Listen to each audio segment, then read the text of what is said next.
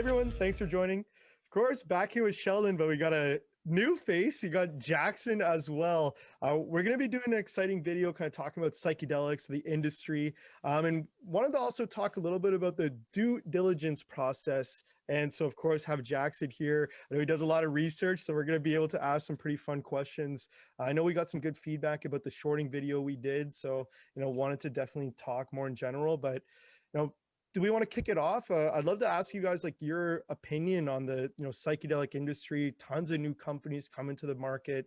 What are you guys seeing? What do you guys expect? And then obviously, what are you guys looking at right now? Okay, I'll give the 33,000 foot view, 30,000 foot. Jackson's much more knowledgeable in terms of the micro side of the business, but everybody's coming off what was a hairy ride in the cannabis space, up and down. I don't think too many people thought that the recovery would be as dramatic as it has been. And I think obviously exacerbated in recent days by shorts. But on the other hand, you're seeing, since there was a change in government in America, there's a whole movement towards obviously decriminalization, as opposed to just in particular states. It's going to be countrywide. I think the attitudes opened up. I think the empirical evidence and some of the clinical work has demonstrated that CBDs and combinations with THC are very therapeutic and very good for you.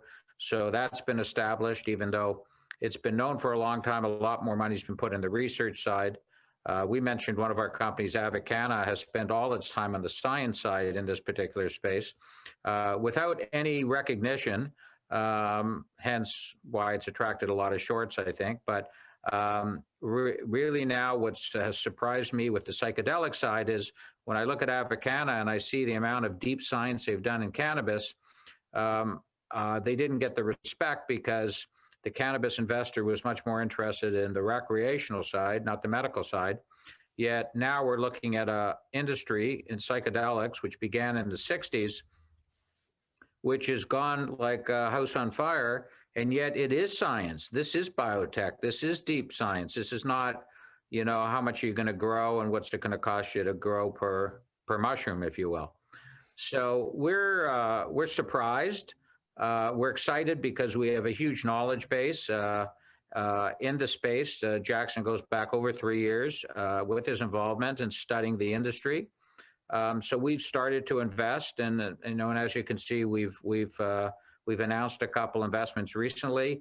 But one has to be extremely careful, just like shorting stocks, if you will, in that not all psychedelic companies are created equal, and there are certain things that are extremely important, like management, that is very scarce. Really, management that has a history in the space. So, again, caveat emptor, but we think it's a space that one needs to have some exposure to. Yeah. Interesting. Jakson, I know we talk off camera, about psychedelics. I know you do a lot more of the research side. What do you look for? And curious, I know there's a lot of people talking about the industry. It feels like there's a new company every day. Whether they're trying to sell mushrooms or infuse this, infuse that. What do you look for? How do you kind of sort through, the BS? Yeah, no, it's a good question because there are a lot of companies and. It seemed like overnight, 24 companies kind of showed up in this space. So, I mean, to really drill down to it, I mean, first, like Sheldon said, it comes down to management and the science team. I mean, that's kind of what I look at first. Science is really what this is all about. I don't believe, the rec market it's really has a place or nearly as big of a place as psychedelics for medicinal uses and which will eventually become pharmaceutical drugs. So, I look for people who actually have had experience in this space for a long time, not just kind of jumping on the latest bandwagon or, coming from the cannabis side, because they are completely two different, active molecules, if you're comparing THC versus psilocybin. And then after that, I kind of look at the indications, that they're going after is, there's starting to be a bit of a crowding, I find, in the space now. Everyone's trying to go after the low hanging fruit, whether it's, psilocybin for depression, information. But there are many different tryptamine molecules or psychedelic molecules that have, I think, a plethora of different use cases for mental health and physical health as well, that I think are just beginning to be explored. So once I kind of identify that, I kind of see how far along they are. A lot of these decks that I see, they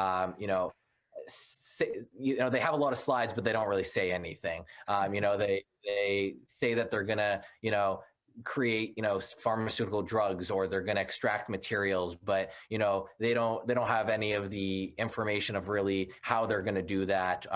Or they don't realize, the money and expertise that's really required in that. So, I mean, those are kind of the main pillars I look at. And then if there's companies that meet that criteria, I drive deeper down into the details for that.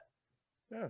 Oh, interesting. Sheldon, anything you wanted to add on top from a research standpoint on your end? No, I think there's a lot of buzzwords in the space. People talk about microdosing. Well, what is a microdose? And in many cases, it's a placebo. In other words, it's a very, very small amount of perhaps an active ingredient, but it's so micro and not legal in many cases, and it just doesn't do anything for you. But everybody is there's no question, there's a huge amount of empirical evidence that started in the 60s that really supports the value proposition in many, many levels of disease. There's the obvious ones, whether it be depression or anxiety, and then it's going to maybe spread to actually real diseases like cancer in the body, et cetera, where these active ingredients, we believe, have targets that are notable and real. So the problem is the noise in the space, the words and the generalities. And I think, especially from a retail investor standpoint, by the time it hits a retail investor, unless it's a name brand, meaning like Compass, which everybody knows has met due diligence criteria, but on the other hand, you're paying for it through valuation. So even though you're exposed in the space, your risk return is way skewed and much different than if you get involved early. And for us, our business is early. Our business is the needle in the haystack. And typically, like a recent investment we made, Nirvana, they didn't come to us. We actually found them. And that is our preferable way of investing, not where a deal is shopped all over the street, because if it's good, it's not going to get necessarily to us or to anybody. It's going to have just been snapped up and invested in, because there is a lot of smart money around, and that money is going to commit very rapidly. And then there's the top dealers like Canaccord. If they float a deal, it's done, unless it's so big that there's some room for other people. So. But there's a lot of projects that are floating out there that have not had any real due diligence, have names, have PhDs, have doctors. A lot of ex-cannabis people are trying to get into the space. And that's, like Jakson says, they're entirely different active molecules. It's apples and oranges. So, it's not easy. We might have to look through 50 opportunities to find one. Wow. No, and that's good, I think. And my question, the very next one I had was, what are the red flags? You just said one there with, be careful of where they're coming from. And of course, you guys care about the management team. Jakson, what do you see as like instantly red flags? And of course, I know you definitely look at a ton of decks, but what do you look at red flags out there? Like we said, dozens of companies come in what feels like every week. For the normal retail investor, the normal person that, is probably watching these videos, what advice would you have to them in terms of things to maybe avoid? Yeah, I mean, always, do your own research, and I think it more focuses less on red flags, but more on what you're looking for. If you really believe in the medical side and you see a company that's like a brain booster, like beverage that actually doesn't even have any psychedelic compounds, if that's what you want to go for, I mean, and you believe in that, then that's what you do. I mean, for us, we don't focus on that stuff. We want stuff with real IP and real research behind it, and like Sheldon says, top scientists. But in terms of red flags, I mean, we always look at the structure, how it's done. How much does management own? how much has been raised in the company versus, what their valuation is. So all of these different things kind of, add up. And then obviously, you got to do your research on the people who are involved, and really understand what the company is trying to do. A lot of these companies try doing too many different things when, you got to really plan your resources efficiently and know where your expertise is. So, when I see a company trying to do, 6 different things, I'm always a bit wary that they're able to really pull all of that off. Yeah, no, some good points for sure. Sheldon, anything on your end you wanted to add to that? No, I mean, we're dealing with a blank sheet of paper. So when you deal with a blank sheet of paper, there's always going to be new evolving things that occur. And there was a company last week that I think Canaccord was raising money for that just got a DMT clinical license in the UK. And these are milestones that are showing that the industry is being accepted in corporate or government healthcare systems. And that is hugely important because just like cannabis, for no real reason other than the DEA in America, cannabis was considered to be a taboo drug when realistically alcohol is a lot worse. With psychedelics, Jackson's told me this, that no one's really ever died of an overdose. It's not that type, it's not like a fentanyl. It's not like, of course, anything done in too big a dose is risky, but we're dealing with a blank sheet of paper that is going to, these conversations every 6 months are going to change, and there are going to be companies that come out of the woodwork that are doing extremely novel concepts. And one of your clients, M2 Bio, we feel is in that category. That when we really started doing our due diligence, it wasn't apparent at the beginning, and then we got in and realized some of the science they're doing. We're going, this is very novel and very advanced. And why is it trading at perhaps like an orphan? And it's because it's listed in the pink sheets in the US, and it had some historical issues with the shell, which are getting cleaned up. So those are the situations we like to see whereby the science is credible, the people are credible, but maybe there's a reason or two why we, meaning ThreeD Capital, can get in at a discounted value. In many cases, people do want us involved as advisors to help build the business and guide them. So that is an edge we bring to the table. We have capital, but there's lots of capital out there. We're very long term. That's not such a popular concept. Many people are traders, which we believe is not the way to develop real wealth. And as I've always said, money is made in the buying. So if you buy and get in early enough and position yourself right, you'll never have to worry if there's a correction in the stock market, et cetera. And the thing that these companies also are going to be at risk for is they're going to need lots of capital. When you get into science, you burn money because scientists are expensive, clinical trials are expensive, the plant and equipment is expensive. And especially when you're having everybody chase after very limited resources that are available out there. So you're going to have access to a lot of capital. And, just like the cannabis sort of, no pun intended, crashed and burned a bit, is because the firms were losing money. And eventually there wasn't enough money to replace the money that they were spending because they weren't profitable. They weren't going to be profitable in their current business model. And so I think one should take a lesson from the cannabis blow up, or not blow up. It used to be called blow up. Now today it's crash, and understand that this could happen as well to psychedelic industry, and then only the strong survive. So, we are in the nascent days, but on the other hand, this is typically when the most amount of capital is made. Yeah. So question for you guys, and I see this question, all the time, and I think psychedelics great, emerging industry, something to definitely talk about. People ask, is it best to, and I'm kind of answering the question, but I'd love for you guys to go in more detail. Is it best to just bet on one horse, or, spread over a few good companies that you think, have legs?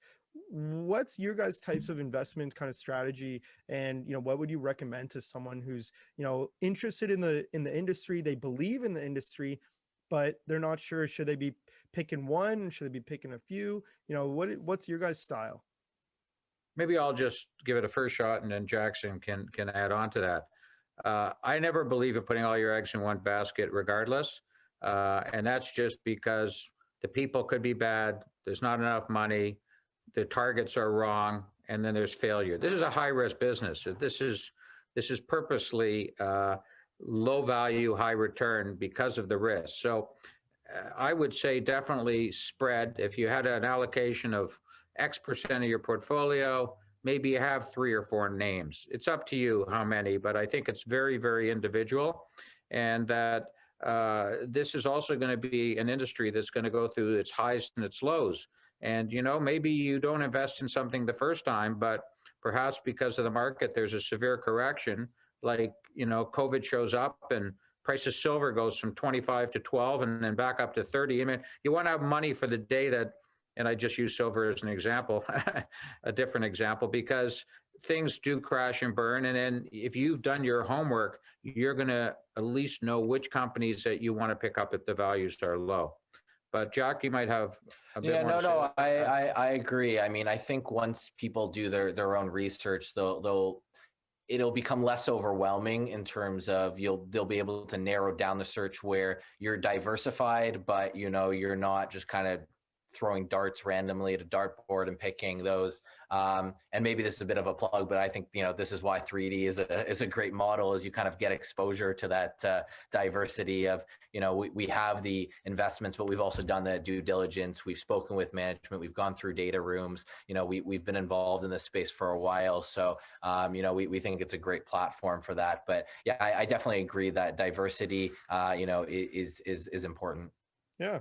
No, awesome. Well, hey, some great points. And, you know, I invite anyone who's made it this far, if you've got questions, you know, about psychedelics, about other industries, you know, drop them below. We'll definitely try and go over a few. I know we're probably going to do some mining stuff and other things coming up. And, you know, Jakson, thanks for joining. This was good. You're going to have to probably join more of them. So I'd love to. Anything else about the psych kind of industry you guys wanted to touch on before we close things off? No, other than I believe it's very early days. So we're seeing right now a lot of capital come into it. And from what we know, because we've done some due diligence on a lot of companies that are not yet even on people's radar screen, that there is a great deal more to come, and especially in the more sophisticated, bigger companies that have been doing this privately for a number of years, and that they're probably going to come public, and the values are probably going to seem like they're too high, but they're probably, for the average investor, maybe some of the better ones for them to invest in, rather than thinking that, oh, the valuation on this is so low, I'm going to buy it. That is not a criteria to buy. But we think there's a significant pipeline of projects like this Nirvana that we just recently invested in, which is private, but probably has one of the best teams that we've seen, period, out there, that's related to what I'll call ground zero, which is the work that was done in the 60s of the real pioneers in the space. And so you really want to be involved with people that go way back and have a pedigree. People that read Michael Pollan's book, which is a great book for those to read that want to learn about psychedelics. And Jason, I don't know if you have, but you should read it. It's very informative, done by a journalist. I believe he's a PhD too, and he ended up taking all these different psychedelics under. 90% of them were monitored sessions in a doctor's or a professional's space, if you will, and then some he did on his own. But he really talked about it and talked about the major thought leaders. And, you know, actually, I think LSD was discovered in the 40s in Switzerland. In Switzerland, so this goes way back. But you know, when Timothy Leary came out in the 60s and said, you know, drop it and drop out or whatever. And then Nixon said, you know, the war on drugs, and that's very bad that Timothy Leary said that. So we're going to ban everything. And the DEA was established. And I think the whole psychedelics got a very, very bad rap. But there are pedigrees of people that, because there was a lot of very, very credible research done, primarily at like Johns Hopkins and California, which, you know, I'll call it ground zero of where it all began. And there's threads of connections of all that good research that was done. That is the core upon which a lot of the companies today are relying to move towards and find novel therapeutics. So I strongly recommend people read that book. I found it personally very informative, and I think one should be informed before they invest in this very sophisticated space. Cool. Jakson, anything you wanted to say? Anything you want to add on? I just say that this is like, I mean, there's money coming to the space for a reason. This is a tremendous opportunity that unfortunately has been outlawed for decades, mainly because of political reasons. But if you look at some of these pivotal studies from Johns Hopkins, the Imperial College of London, and from MAPS, and you see just kind of how profound the effects are in terms of whether it's from addiction or depression, smoking, and you compare that to current drugs out there, the effects are very significant. And the fact that you see very low toxicity and you see very low addiction to these drugs, like people are calling these a miracle drug. And I mean, there's always caveats, and obviously it needs to be taken with care. They're just because you might not overdose doesn't mean you can't have negative consequences from these. These are serious drugs that a lot of research still needs to be done on them. But I think they have the ability to really help millions of people, and that's why we're passionate about it. This can really make a big difference in the world, which is really needed. And what you'll find, actually, just to grab on that word passion, outside of cannabis, where there were those core passionate people that were fighting the bill since the year 2000 when it went to the Supreme Court, is a lot of people who are scientifically driven in the whole psychedelic space and believe in the objective of liberating your mind and having dominion over your own thoughts, are very passionate in a way that sort of is not just about money. And I'd say that is a differentiation that's very noble, but also shows it's going to have longevity, because this is about doing right for society, and this will be extremely liberating. And once you have more and more of these clinics that allow people to come in under monitored circumstances, and do it properly, which I would recommend, I think that they're going to realize that other than compassionate use, which they've already approved for someone on their dying bed, where how this has helped them, and in some cases has done therapeutically positive things as well. This is long lasting. This is just like the cannabis industry, was a pump, a dump, but it went up, it crashed, but it's going to have longevity. So will psychedelics, but in a much more sophisticated medical template. Yeah. Oh, awesome. Well, hey, some good points from both of you. Again, thanks for joining. And I do invite anyone who has made it this far, questions, whether it's about, 3D, whether it's about psychedelics, whether it's about other industries, drop them below. I'd love to get Sheldon and Jakson back on here to do some more insight. But guys, thanks so much for joining. Good tag team. All right. All right. Thank you. Okay. Thanks, Jason.